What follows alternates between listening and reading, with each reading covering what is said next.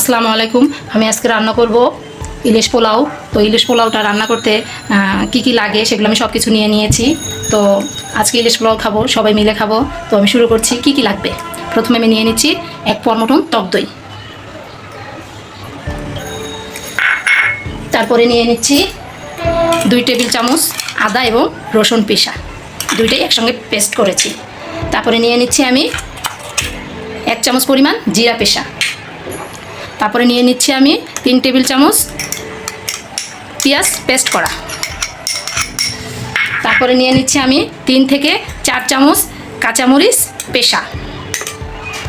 আপনারা চাইলে আর একটু ঝাল দিতে পারেন আপনাদের রুচি অনুযায়ী, ফ্লেভার অনুযায়ী। নিচ্ছি 3 থেকে 4 চামচ তেল। বাকি তেলটা আমার লাগবে পেঁয়াজ বেরেস্তা করতে। এখন আমি নিয়ে নিচ্ছি স্বাদ মতন লবণ। আমি মিনিমাম আধা কেজি চাউল নিব, পোলাও চাল।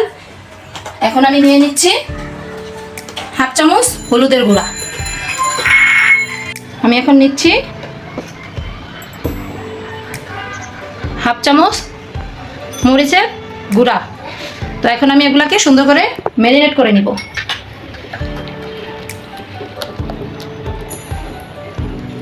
এখন আমি ম্যারিনেট করা আমার মশলাগুলো ম্যারিনেট করা শেষ। এখন আমি এখানে নিয়ে নিয়েছি 7 পিস ইলিশ মাছ। তো ইলিশ মাছটাকে আমি ইলিশ মাছের সাইজগুলো এরকম করেছি, একটু মোটা নিবেন। তো 7 পিস আমি ইলিশ মাছ নিয়েছি। তো চেষ্টা করবেন এরকম ফাঁকা না থাকে, এই ধরনের মাছটা হলে বেটার হয়। আমি 10 মিনিট ম্যারিনেট করে রেখে দিব।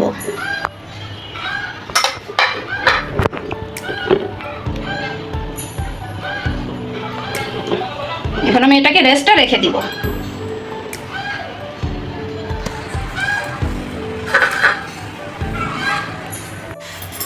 ম্যারিনেট করার জন্য 10 মিনিট রেখে দিবেন। আমি 250 গ্রাম তেল ইউজ করেছি, সর্বমোট আধা কেজি চাউল নিয়েছি। তো তেলটা একদম পুরোপুরি একদম গরম হয়ে যাবে, তারপর আপনারা পেঁয়াজটা দিবেন। তেলটা আমাদের গরম হয়ে গিয়েছে এবং পেঁয়াজ আমি মিনিমাম 3টি পেঁয়াজ এখানে বেরেস্তা করতে নিয়ে নিয়েছি। পেঁয়াজটা বেরেস্তা করে নেই হয়ে যাচ্ছে। এখানে আমাদের মাছটা ম্যারিনেট করা হয়ে গেছে 10 মিনিট। পেঁয়াজটা বেরেস্তা হয়ে গেলে আমি উঠিয়ে নিব। পেঁয়াজ বেরেস্তাটা হয়ে গেছে এবং আমি উঠিয়ে নিব। একটু জোরে জাল দিয়ে, চুলার জালটা একটু জোরে দিয়ে আপনি পেঁয়াজটা ভেজে নেবেন। চুলার জালটা কমিয়ে দিবেন, নাহলে আপনার তেলটা পুড়ে যাবে। তো বন্ধ করেও দিতে পারেন। এখন পেঁয়াজ বেরেস্তাটাকে আমি একটু নামিয়ে ছড়িয়ে রাখবো, গায়ে গায়ে যাতে মিশে না যায়, ছড়িয়ে রাখবো। এখন পুরো মাছটা আস্তে করে দিয়ে দিচ্ছি। যতক্ষণ রান্না না হবে ততক্ষণ আপনারা রান্না করে নেবেন। মশলাটাকে পুরা নিয়ে নেবেন। তো চুলার আঁচটা একটু অল্প করে আপনারা মাছটা রান্না করে নেবেন, ফুললি রান্না করে নেবেন।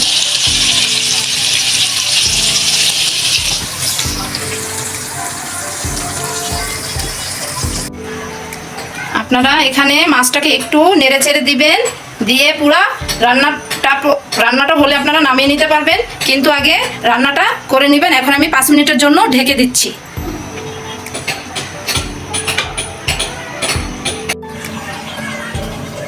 5 মিনিট পরে আমি মাছটাকে একটু উল্টে দেব, আস্তে আস্তে করে মাছগুলোকে উল্টিয়ে দিব। এভাবে করে উল্টিয়ে দিবেন।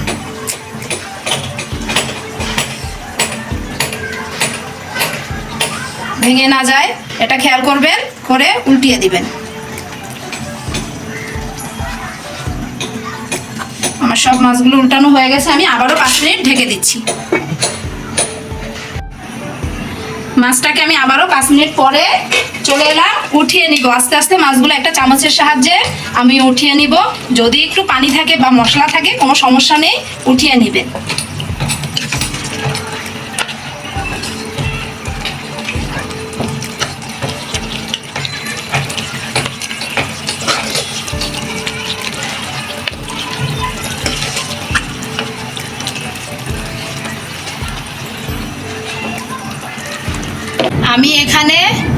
আমি এখানে আরো কয়েকটি কাঁচামরিচ অ্যাড করে দিচ্ছি। এই মশলার ভিতরেই আপনারা চাউলটা ভেজে নেবেন। একটা কথা মনে রাখতে হবে, মিনিমাম আধা ঘন্টা আপনারা পোলাও চালটাকে ভিজিয়ে রাখবেন। আধা ঘন্টা পরে আপনারা রান্নার জন্য নিয়ে আসবেন। এই মশলাই আমি কষিয়ে নেব।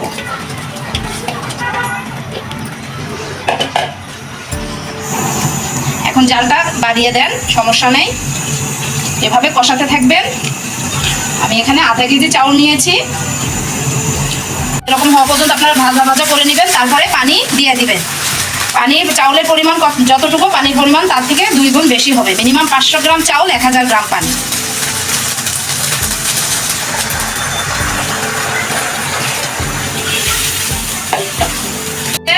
এখন আমি ঢেকে দিব, পানি টানা পর্যন্ত আমি ঢেকে দিব। মিনিমাম 5 মিনিট আমি পানিটা টানার জন্য অপেক্ষা করছি।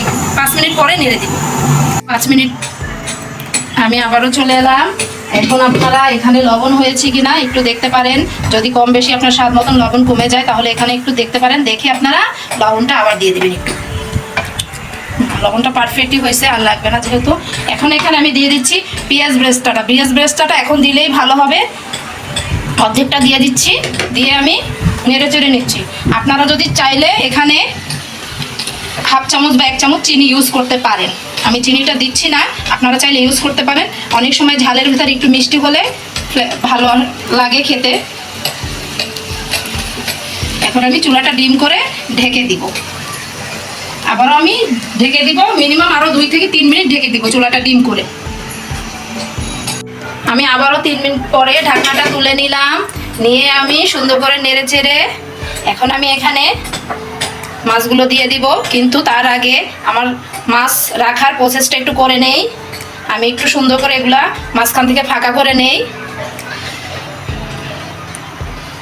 এভাবে করে নেই। নিয়ে আমি আস্তে আস্তে এখানে মাছগুলো দিয়ে দিব। মাছে পানি দেওয়ার কারণ, রাখা কারণ, এই পানিটাই আমি মাছে ইউজ করতে পারবো। আস্তে আস্তে মাছগুলো ধরে ধরে আপনারা দিয়ে দিবেন।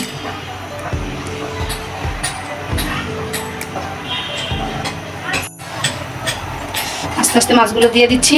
এখন আমি হাত দিয়েই দিলাম, চামচ দিয়ে দিলে ভেঙে যেতে পারে। এখন এই তেলগুলো, এই মশলাগুলো আমি মাছের উপরে সবগুলো আস্তে আস্তে করে দিয়ে দিব। প্রতিটা মাছের উপরেই দিয়ে দিব। দিয়ে দেওয়া হয়ে গেছে। এখন আমি এর উপরে পেঁয়াজ ব্রেস্টারটা বাকিটুক রেখেছিলাম, এর উপরেই আমি দিয়ে দিচ্ছি। এখন আমি মিনিমাম 10 মিনিট এখানে আমি চুলাটা ডিম করে রেখে দিব। তো হয়ে গেল আমার ইলিশ পোলাও। দেখেন কালারটা কেমন হয়েছে, এবং ভাতটাও হাত দিয়ে দেখিয়ে দিচ্ছি, একদম ঝরঝরা হয়েছে, একটার সঙ্গে একটা লেগে যায়নি। তো এখন পরিবেশনের পালা। এখন আমি একটা একটা করে মশলা সহ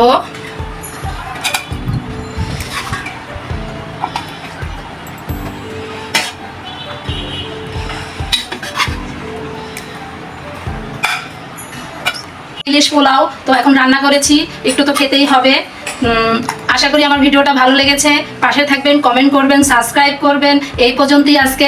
আল্লাহ হাফেজ।